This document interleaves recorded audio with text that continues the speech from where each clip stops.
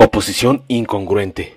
Considero que en general es importante escuchar y leer lo que dice la oposición en cada coyuntura. Sus críticas pueden señalar puntos débiles del quehacer público y ofrecer propuestas interesantes a retomar. Sin embargo, en una coyuntura tan delicada como la generada por el COVID-19, la oposición mexicana ha tenido una conducta tan contradictoria y absurda que resulta prácticamente imposible recuperar sus planteamientos.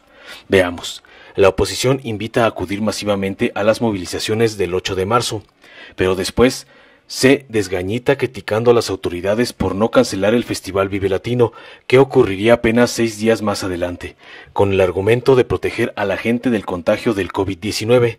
La negativa del gobierno a cancelarlo suscitó amargos denuestos de los opositores, quienes acusaron grave irresponsabilidad de la autoridad al permitir una concentración masiva.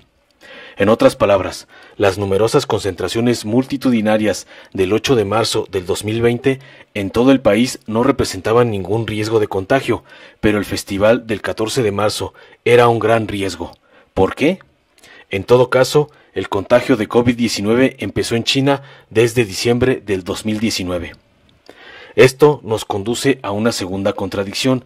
En efecto, días antes del mencionado festival, el discurso opositor empezó a centrarse en la exigencia de cerrar inmediatamente la economía, mandar a todos a sus casas y bajar la cortina de oficinas, comercios, instituciones, fábricas y empresas.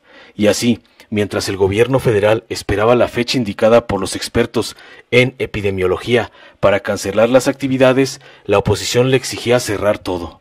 Es decir, mientras el gobierno federal hacía un esfuerzo extraordinario para mantener funcionando la economía, la oposición quería que desde la segunda semana de marzo se paralizara la actividad económica.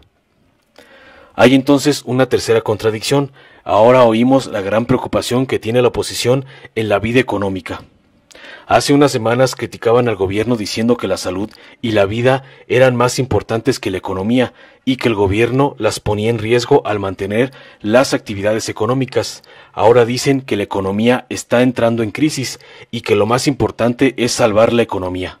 Entonces, ¿es importante o no la economía?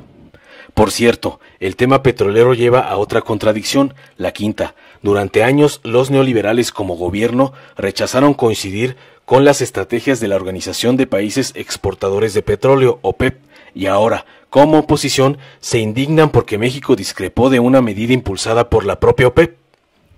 En el tema de la economía aparece una contradicción más. La sexta, la oposición demanda apoyar a los pequeños negocios que no resistirían estar cerrados uno o varios meses, y cuando el gobierno anuncia créditos blandos para 1 millón de negocios familiares, la oposición critica que no se haya anunciado apoyo a los grandes empresarios. Luego entonces, ¿se trataba de apoyar a los pequeños que no aguantarían cerrar varios meses o no? A su vez, los grandes empresarios demandan al gobierno que los rescate por la crítica situación que están viviendo, porque carecen supuestamente de recursos, pero al mismo tiempo señalan que ellos rescatarán a los pequeños negocios si el gobierno no lo hace. Entonces, ¿cuentan o no con recursos? Y eso lleva a una octava contradicción. Hablan de construir un plan alternativo y de financiar ellos mismos a los pequeños negocios, pero 15 de las grandes empresas deben 50,000 millones de pesos al erario. Una novena. Le exigen dinero al gobierno, pero no pagan la parte que les corresponde para que el gobierno tenga dinero. Una décima incongruencia. La oposición demanda solidaridad del Estado con los sectores más vulnerables, con los desempleados, con los pequeños negocios y con las grandes empresas, pero rechazan los planes de austeridad en las cámaras legislativas, en los partidos políticos y en los gobiernos locales para ayudar a financiar la estrategia contra la crisis del COVID-19.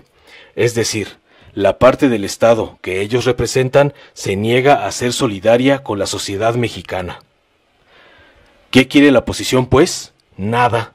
Solo desea que esta coyuntura sirva para que a México le vaya mal, muy mal, para ver si así le va mal al gobierno de la 4T que tanto aborrecen.